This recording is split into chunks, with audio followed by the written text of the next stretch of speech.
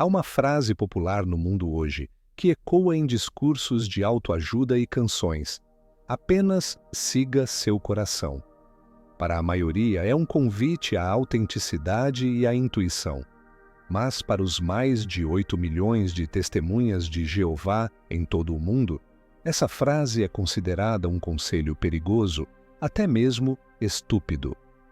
Esta rejeição de um impulso humano fundamental é a porta de entrada para um universo psicológico complexo e rigidamente controlado, um mundo governado por um código de silêncio.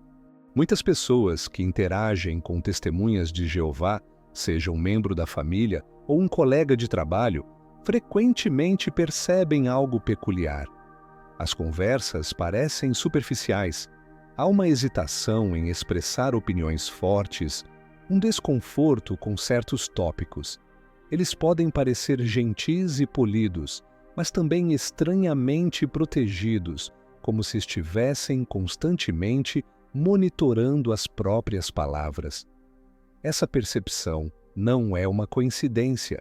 Este documentário irá desvendar as regras não escritas que governam a mente e o comportamento de uma testemunha de Jeová. Iremos além dos ensinamentos oficiais e exploraremos os tabus, as proibições veladas e os mecanismos de autocensura que moldam cada interação. Esta não é uma análise sobre doutrinas, mas sobre a arquitetura de uma mente cativa. Vamos entender por que certos assuntos são perigosos, por que a expressão de paixões pessoais é vista com desconfiança e por que a crítica à liderança é o pecado supremo. Veremos como essa estrutura mental é construída desde a infância, reforçada pela repetição constante e mantida pelo medo. A mente de uma testemunha de Jeová devota opera a partir de um projeto fundamental. O corpo governante, um pequeno grupo de homens em Nova York, é a sua voz da razão.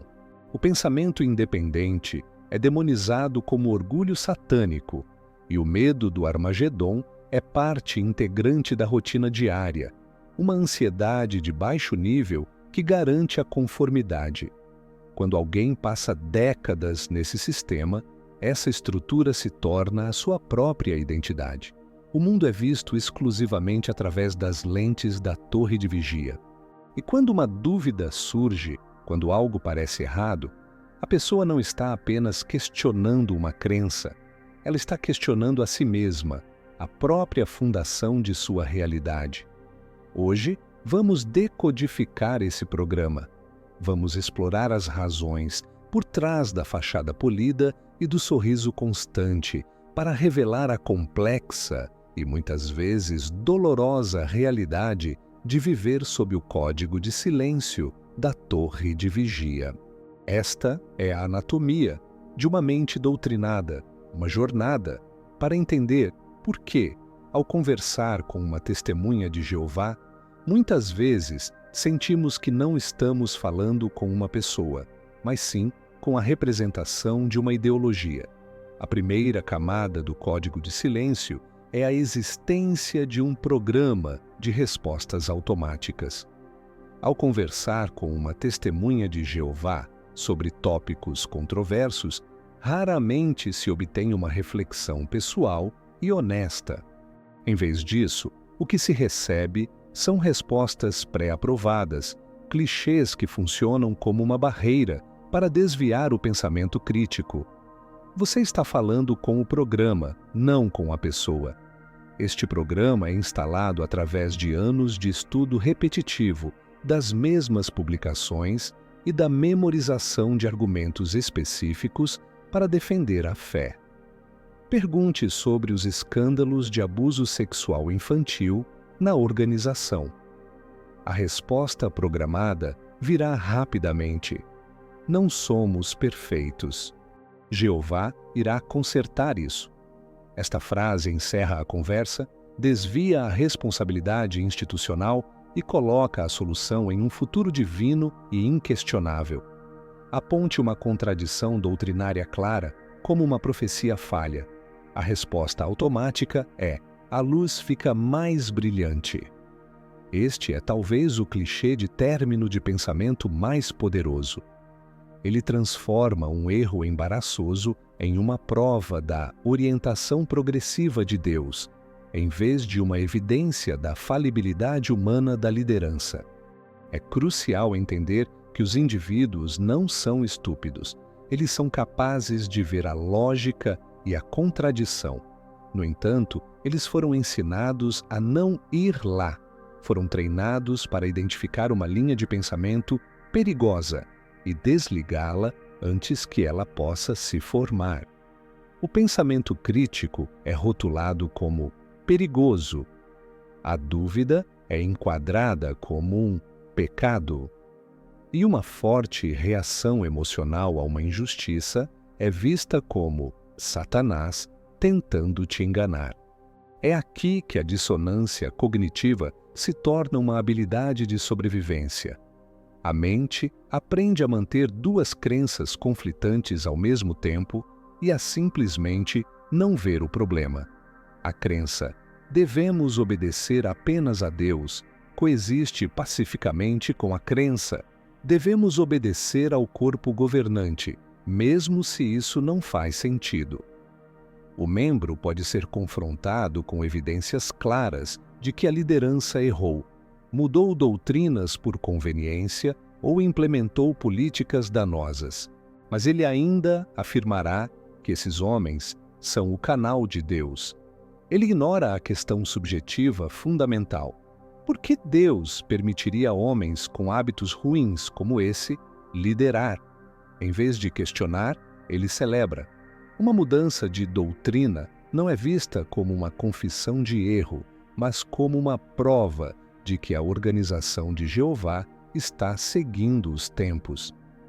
A verdade de ontem se torna a mentira de hoje, e isso é chamado de progresso.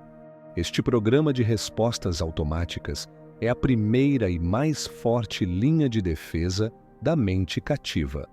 O código de silêncio vai além de respostas programadas. Ele se aprofunda na supressão da própria identidade e das emoções. A organização trava uma guerra constante contra a intuição pessoal, o que ela chama de coração. A ideia de seguir o seu coração é rotulada como estúpida e perigosa. Essa doutrina é um mecanismo de controle fundamental. Se você não pode confiar em seus próprios sentimentos, em sua própria consciência, em sua bússola moral interna, você se torna completamente dependente de uma autoridade externa para lhe dizer o que é certo e errado. Essa autoridade, claro, é a organização e seu corpo governante. Para justificar essa desconfiança do eu interior, eles distorcem escrituras como Jeremias 17:9, que, segundo eles, diz que o coração é estúpido. Eles isolam esse versículo de seu contexto, uma condenação da idolatria e da hipocrisia religiosa, e o aplicam como uma regra universal contra todas as emoções humanas. Se o ostracismo de um amigo parece cruel, é o seu coração te enganando.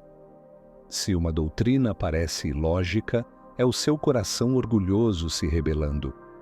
O membro aprende a silenciar sua voz interior e a substituí-la pela voz das publicações. O resultado dessa supressão emocional é a personalidade de fachada da testemunha de Jeová. É a exigência de uma demonstração constante de felicidade, zelo e positividade, independentemente do que a pessoa esteja sentindo por dentro. A tristeza, a dúvida ou o esgotamento são vistos como falhas espirituais que devem ser escondidas. Essa performance é então formalizada no conceito da nova personalidade. Os membros são instruídos a se despir da velha personalidade e a se revestir da nova, que supostamente reflete a personalidade de Jeová. Na prática, no entanto, isso muitas vezes se traduz na eliminação de traços individuais e na adoção de um comportamento padronizado. A criatividade é desencorajada, a menos que seja usada a serviço da organização. Sonhos e ambições de carreira são vistos como distrações materialistas. A própria compaixão é regulada. A maior demonstração de amor por alguém de fora não é ajudar em suas necessidades práticas, mas oferecer-lhe um estudo bíblico para que ele também possa ser salvo. A pessoa começa a se sentir como um ator em sua própria vida, ou, na linguagem moderna, como um NPC, um non-player character de um videogame. Ela opera a partir de um roteiro, com respostas prontas, comportamentos aprovados e uma missão definida pela programação. Qualquer desvio do roteiro, qualquer glitch de autenticidade, é rapidamente corrigido e punido pelo grupo. O controle da torre de vigia sobre a vida de um indivíduo se estende até mesmo às suas alegrias e paixões pessoais. Hobbies e interesses, que para a maioria das pessoas são fontes de relaxamento, autoexpressão e felicidade, são vistos com suspeita e desconfiança pela organização. A teologia da torre de vigia opera em um jogo de soma zero da devoção. Qualquer tempo, energia ou paixão que você dedica a algo que não esteja diretamente relacionado às atividades teocráticas, pregação, reuniões, estudo pessoal, é tempo, energia e paixão que foram roubados de Jeová. Não existe uma regra escrita que proíba um jovem de entrar para o time de futebol da escola ou de ter aulas de dança. No entanto, a pressão cultural e a desaprovação velada são imensas. A questão é sempre enquadrada em termos de prioridades. O exemplo clássico é o do jovem que tem treinos de futebol na terça-feira à noite, o mesmo horário da reunião de meio de semana no Salão do Reino. Se os pais permitirem que ele vá ao treino em vez da reunião, isso é imediatamente visto como uma bandeira vermelha para os anciãos e para a congregação, um sinal de que a família está espiritualmente fraca. A organização reforça a crença doentia de que a espiritualidade, como definida por eles, é tudo o que uma pessoa precisa. Necessidades humanas básicas, como exercício físico, conexões sociais fora do grupo, colaboração em equipe e o desenvolvimento de talentos pessoais, são minimizadas ou vistas como distrações perigosas. Qualquer atividade que traga alegria e um senso de realização fora do grupo é uma ameaça existencial ao sistema. Porque se uma pessoa pode encontrar felicidade e propósito em sua arte, em seu esporte ou em sua carreira, ela se torna menos dependente da organização para seu bem-estar emocional. A organização precisa ser a única fonte de alegria. A experiência de muitos ex-membros confirma essa censura sutil. Uma jovem talentosa na dança é aconselhada por uma pioneira sobre como sua paixão está dividindo sua atenção de Jeová. Um músico é culpado por passar mais tempo praticando seu instrumento do que se preparando para as reuniões. Esta é uma forma de censura que muitas pessoas de fora não percebem. Não se trata de proibir livros ou filmes, mas de proibir a própria paixão individual. É uma estratégia para manter o membro totalmente focado no que a organização quer e precisa, garantindo que sua vida gire em torno do sistema e não de seus próprios sonhos e desejos. Qualquer coisa que faça o indivíduo brilhar por si só o destaca do coletivo e, portanto, é perigoso. Chegamos agora a uma das regras não escritas mais absolutas e rigidamente aplicadas. A proibição total de qualquer crítica à liderança, o corpo governante. Dentro do mundo das testemunhas de Jeová, o corpo governante é apresentado como o canal direto de Deus, e criticá-los é o mesmo que criticar o próprio Deus. A estrutura da organização é uma teocracia autoritária. É governada por um pequeno comitê de homens que se auto-perpetua. Por muito tempo, esses líderes eram figuras anônimas, mas com o advento do JW Broadcasting, eles se tornaram celebridades religiosas, com seus rostos e personalidades transmitidos para milhões de lares. Essa mudança os elevou a um pedestal, tornando a crítica ainda mais impensável. Quando o corpo governante comete um erro óbvio, como uma profecia falha ou uma mudança doutrinária embaraçosa, não há qualquer mecanismo de responsabilização. Eles nunca emitem um pedido de desculpas formal. Em vez disso, a culpa é diluída em uma linguagem corporativa.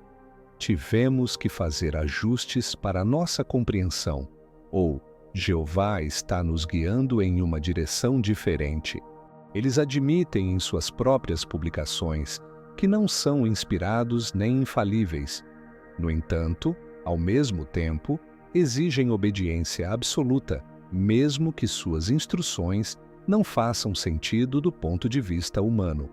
É uma contradição gritante. Somos homens imperfeitos e podemos errar, mas você deve nos obedecer como se fôssemos perfeitos e nunca errássemos.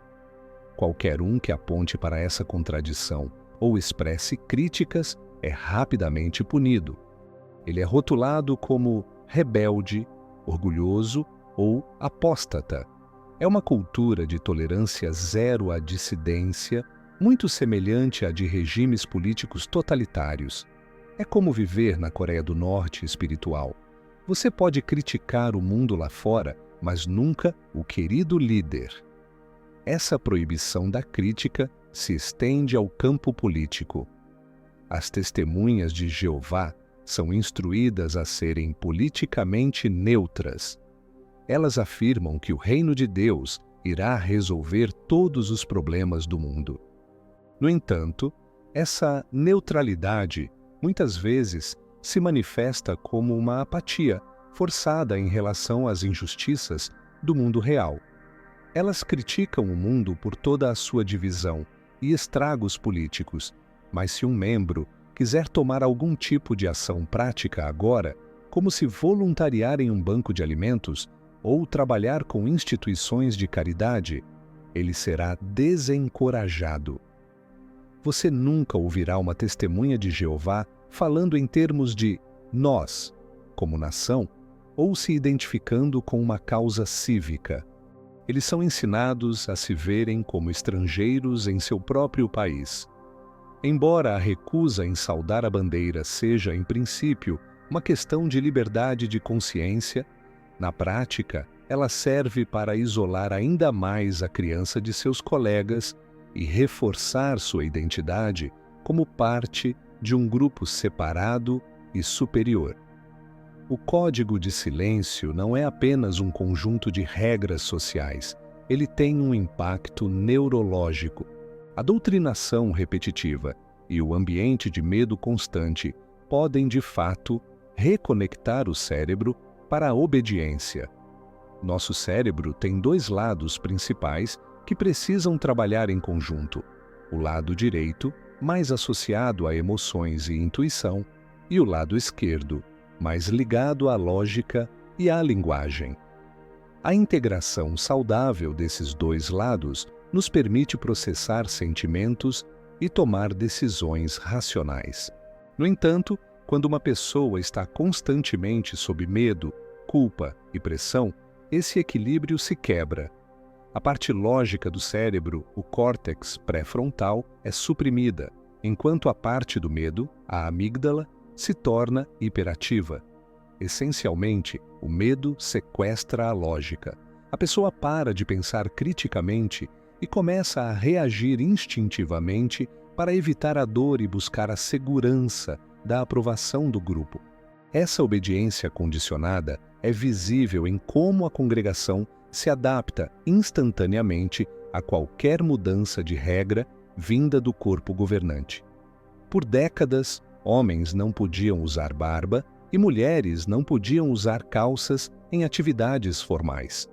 Essas regras, embora não diretamente bíblicas, eram rigidamente aplicadas. Então, um dia, a liderança anuncia que agora está tudo bem. E quase da noite para o dia, a congregação se adapta. Não há questionamentos sobre por que pessoas foram punidas no passado por algo que agora é aceitável. Não há pedidos de desculpas da liderança pelo dano causado. Esse mesmo mecanismo se aplica a questões muito mais sérias. Quando se trata da doutrina do sangue, a obediência ao corpo governante supera a lógica de salvar uma vida. Quando se trata de não relatar abusos às autoridades, proteger a imagem da organização se torna mais importante do que a justiça para a vítima. A testemunha de Jeová continua se movendo, sorrindo e obedecendo. Eles acreditam que estão seguindo a Jeová, mas, na prática, estão seguindo o corpo governante. Para eles, a organização, o corpo governante e o próprio Jeová se tornaram uma única e inseparável entidade. Criticar um é desrespeitar a todos. Questionar a organização é questionar a Deus. Essa fusão de identidades é o ápice da doutrinação e o que torna tão difícil para um membro separar sua fé em Deus de sua lealdade à instituição. O código de silêncio se completa com a imposição de um isolamento intelectual rigoroso e a eliminação de qualquer possibilidade de uma saída digna. Uma testemunha de Jeová é estritamente proibida de explorar outras igrejas, religiões ou de ler outros textos religiosos, a menos que seja com o único propósito de refutá-los. A fé recíproca, a ideia de dizer "eu vou à sua igreja se você for à minha", é impensável. Isso seria visto como participar da adoração falsa. O slogan que eles usam há décadas é "faça a verdade sua própria". Mas como um indivíduo pode verdadeiramente se apropriar de uma verdade se ele é proibido de examiná-la criticamente em comparação com outras perspectivas? Ele não tem permissão para fazer uma decisão informada como adulto, porque o fluxo de informação é completamente censurado. A única informação permitida é a que vem da própria organização, uma literatura que, por natureza, é completamente enviesada, sempre se autoelogiando e demonizando todas as outras alternativas. É a definição de uma câmara de eco, e essa prisão intelectual é reforçada pela prisão social. A organização garante que não exista uma saída amigável. Não há como deixar o grupo com sua dignidade e seus relacionamentos intactos. Se você é publicamente humilhado e expulso através do processo de desassociação, o resultado é claro, o ostracismo. Mas mesmo que você saia por vontade própria, silenciosamente, sem causar problemas, apenas querendo seguir com sua vida, você ainda está marcado como um apóstata, uma má influência, e sua própria família é requerida a cortar ligações. Isso cria um sistema de coação onde a pessoa é forçada a permanecer, não por convicção, mas pelo medo da perda total. A organização rouba de você o direito humano básico de mudar de ideia sem ser punido com a perda de sua família. E mesmo para aqueles que são desassociados e tentam voltar, o processo é humilhante. Eles precisam frequentar as reuniões por meses, às vezes anos, sentando-se no fundo do salão sem que ninguém possa falar com eles. Eles não podem compartilhar sua dor ou sua experiência. Devem apenas sentar, absorver a disciplina e esperar que um comitê de homens decida que eles estão arrependidos o suficiente para serem readmitidos. Mesmo depois de readmitidos, o assunto nunca mais é tocado. Ninguém quer ouvir o que aconteceu. O trauma é varrido para debaixo do tapete. Você está de volta agora, E isso é tudo que importa. Você ainda está censurado, silenciado sobre a dor que a própria organização lhe infligiu. Ao final desta análise, o que emerge é a imagem de uma prisão invisível. As barras não são feitas de aço, mas de regras não escritas, de medo, de culpa e de controle social. O código do silêncio das testemunhas de Jeová é o que mantém essa prisão funcionando. Analisamos como a dissonância cognitiva reforma o pensamento, como a personalidade é suprimida e como o cérebro é recableado sob controle. Mas embaixo de tudo isso, há uma emoção que conduz o sistema inteiro, uma espécie de vírus que infecta cada decisão e cada interação. O medo. O medo do Armagedon, o medo de perder a família através do ostracismo, o medo de estar sozinho e o medo de decepcionar Jeová. Os membros continuam participando, sorrindo, obedecendo. Eles repetem o que está nos estudos porque se sentem mais seguros do que fazendo perguntas. E quando recebem uma pequena recompensa dentro do sistema, um abraço, um elogio por um discurso, um aplauso por se tornarem pioneiros, isso se torna a recompensa que alivia temporariamente a ansiedade. Parece crescimento espiritual, mas na verdade é apenas um modo de sobrevivência. O cérebro foi ensinado a não pensar, mas a obedecer, a não sentir, mas a performar, a não perguntar, mas a proteger a organização, a todo custo. Portanto, ao interagir com uma testemunha de Jeová, é preciso lembrar que a programação é profunda. Eles não são pessoas ruins, são indivíduos presos em uma teia complexa de crenças e medos. E se você já saiu, seja gentil consigo mesmo. A cura leva tempo. Desaprender os medos, reconstruir a identidade e aprender a confiar na própria intuição é um processo longo e árduo. E se alguém que você ama ainda está dentro, não desista da esperança. Às vezes, tudo o que é preciso é uma pequena rachadura no muro para que a luz da verdade e da autenticidade comece a brilhar. E essa luz é, em última análise, o que todo ser humano busca.